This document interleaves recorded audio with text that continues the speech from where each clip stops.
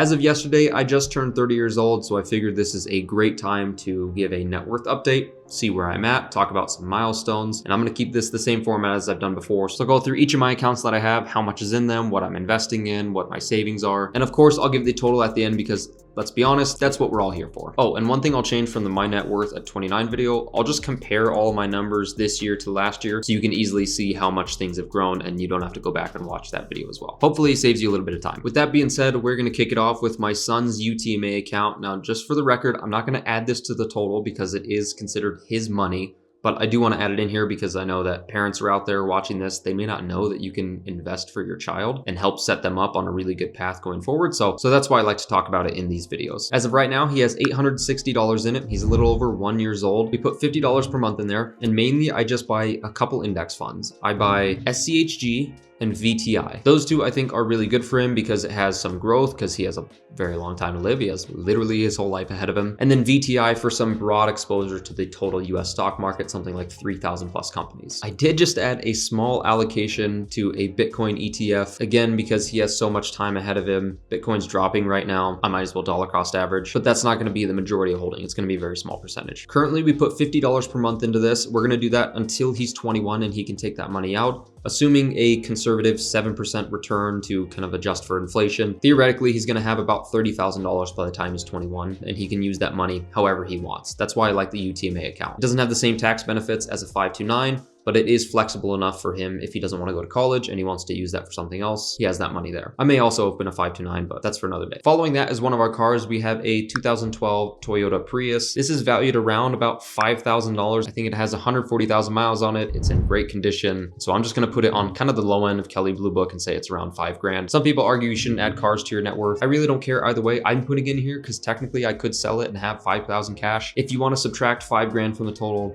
that's totally fine too. After that is our checking account. We have $5,300 in that currently. This is where all our bills are paid from, so I like to keep a couple $1,000s in here pretty much at all times to make sure all that stuff is covered. Next biggest account that we have is our HSA, or health savings account. This has $5,503 in it currently, and the goal for this year was just to put $4,000 in it. It was the first year that I opened it, and so I wanted to get a good start. I know the maximum for families, I think, is $8,550 for 2025. So I figured if I put at least half of that for a start, you know, we can increase it later, we'll be in a really good spot. And our company matches $1,000 up to it. So effectively, I put in 4 grand, they put in 1,000. That's where the 5,000 comes from. And you'll see this is a recurring thing, but I'm mainly just buying index funds in this one. I have some S&P 500. I have some international holdings. I have a little bit of bonds in there, but it's nothing fancy because, you know, there's only so many options to pick from within an employer-sponsored health savings account. So I'm not really too worried about what's in there. Following that up is my wife's Roth IRA. She has $6,728 in this currently, and she just started maxing it out as of just a couple months ago. We opened this like 2 years ago, 2.5 years ago, and she was putting $100 per paycheck in it. I think that was a really good place for her to start to get comfortable with investing and putting money aside for retirement later. But now that our income's increased and we have different sources of income, we figured like this is a really good opportunity. We might as well take advantage of it and just max it out from here on out, at least as much as we can for now. And she only buys 2 funds in this entire thing, QQQM for some tech growth and VTI. I figured it'd be good to get her some broad US exposure and also some tech growth because even though we're in like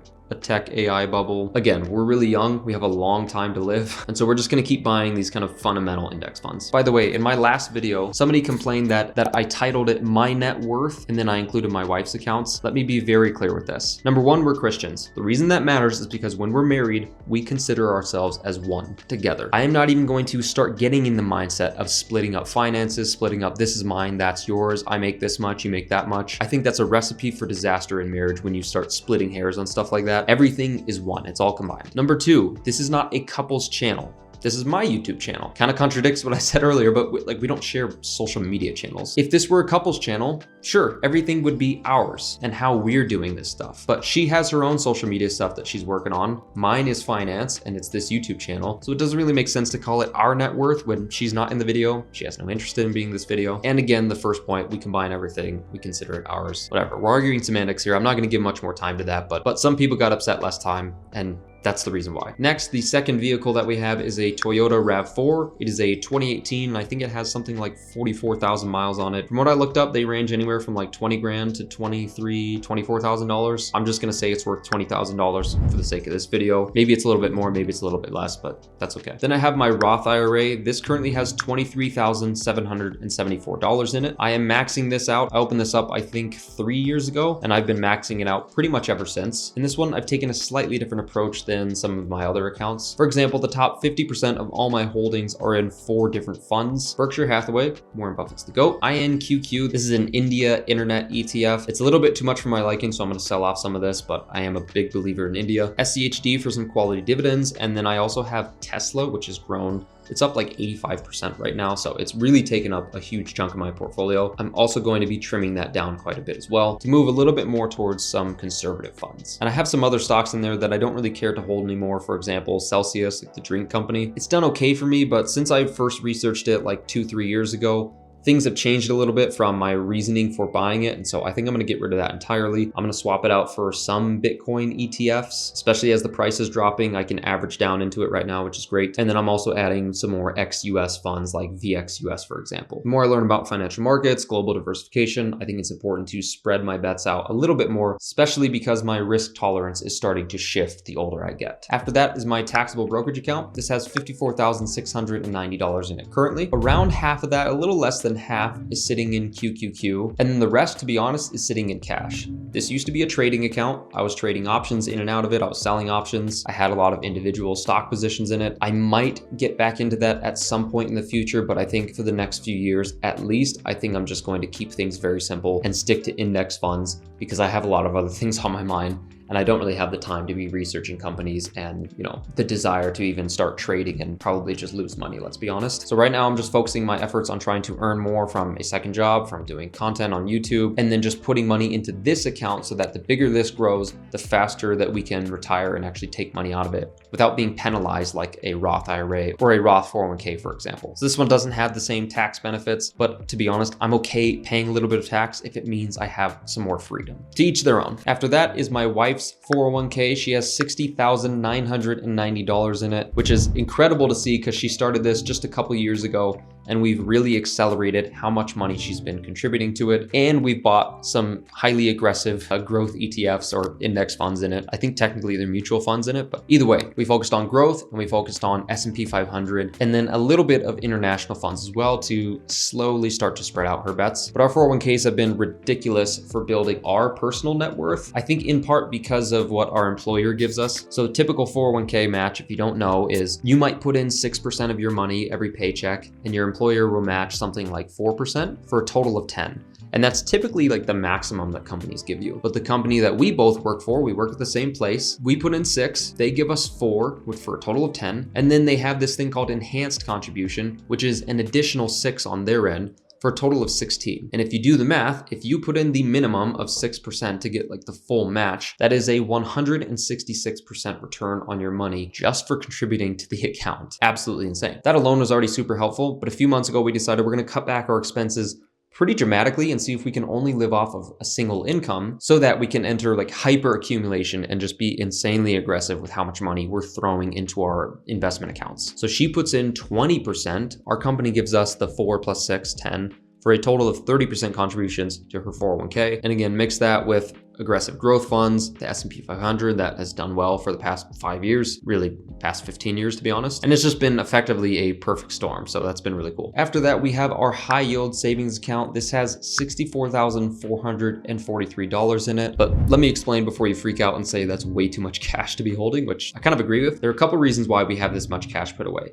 First off, I'm a firm believer in having a really big emergency fund. Like, I don't like the 3-month bare minimum. I think the job market is really hard to get hired right now. Things are seemingly more uncertain than they've always been, which I think people always say throughout the course of history. So take that for what you will. But I also have a family to take care of and a mortgage to pay and a bunch of other bills. I'm far more comfortable with a 12-month emergency fund, a full year to cover if for some reason we were to both lose our jobs, both lose all of our extra income that we're getting, and we had nothing for 12 months straight, we'd still be okay. Probably even more because we would cut back expenses dramatically. So like we'd probably be fine no matter what, but we have $54,000 in our actual emergency fund. So the rest of it right now is sitting in some sinking funds and mainly sitting in our high yield savings account, waiting to pay taxes for the next year. So when I get money working as a contractor or get money from YouTube AdSense paying me for the views on my videos, I put at least a third of that away for taxes, but I put it in my high yield account so that it can grow for me while I wait to pay taxes later. I think it's better than just having money sit there dead in the water for a full 12 months until April comes around and you have to pay the IRS. At least this way, I'm earning some interest on that money that's gonna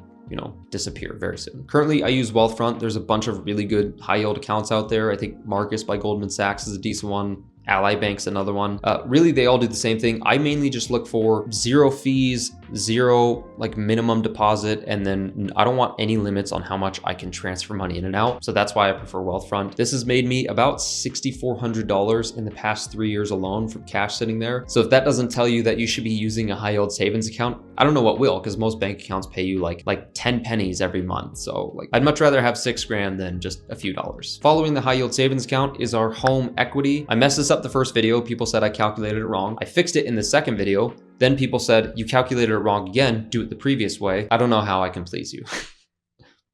Anyway, here's what I'll do. I'll say how much the home value is worth. I'll say how much our loan is, and then I'm subtracting the difference for our home equity. That smaller number is what I'm adding to my net worth. Everything online says that's the way to do it. You guys can argue in the comments if that's right or wrong. That's the right way to do it. Zillow estimate, which is more of the conservative numbers that I've seen compared to other reports that I get emailed to me, says our house is worth $325,000. This has gone down since the last time, which is a bummer, but only by a little bit, so small bummer. What's left on our loan to pay is $254,789, which means our home equity, how much I actually own, is $7,511, which compared to last year, I think is 5 grand less, which is mainly due to the drop in value of the home. But that's the final number that I'm gonna add to net worth, and I'm just gonna leave it at that. And the final account that we have is my 401k. I've been contributing to this since 2020, since I got hired as a data analyst. And this currently has $166,142 in it, which I am very proud of because I've just been nonstop pouring money into this thing and trying to be as consistent as possible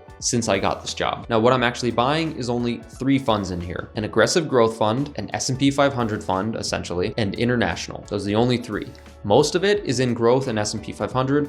I think I have 10 or maybe 20% in international right now, but there's a similar theme to some of my other accounts. I'm starting to spread out these bets a little bit so that I don't have all my eggs in one basket should a correction or a bubble be on its way. Now, I contribute a little bit less than my wife does. I put in 17%. Our company matches with that 10. So there's a total contribution every paycheck of 27%, which is still a ridiculous amount. I'm well aware of that. I don't know if we'll be able to keep this up for the long term, but I think for right now, again, our goal is to take advantage of the opportunity that we have right now and just blast our investments with as much money as possible so that we can be work optional by the time we're late 30s, maybe, if we're lucky. But the grand total, the moment you've been waiting for, my net worth as of the first day of being 30 years old is $483,081. Unbelievably grateful. We've gotten very lucky, we've been very blessed, and we do have plans to just keep accelerating this thing, keep trying to grow our income in a bunch of different ways, and try to hit $1 million in the next 3.5 years, hopefully. So if you're interested in how we're planning on doing that, check out this video next. I'll see you guys there.